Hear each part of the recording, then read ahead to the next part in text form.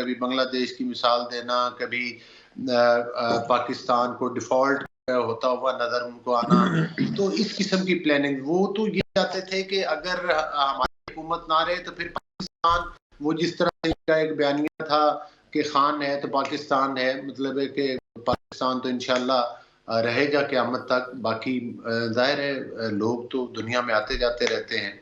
लेकिन ख़ास तौर पर मैं समझता हूँ कि इन बुरे हालात में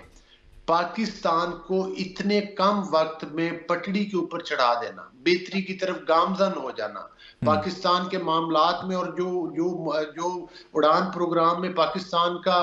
मुआशी रोड मैप दिया गया है,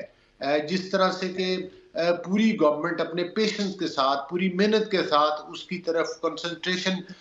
की हुई है और उसको फोकस किया हुआ है, तो मैं समझता हूं कि अब पाकिस्तान के अवाम का भी इंशाल्लाह एतमाद बहाल होगा।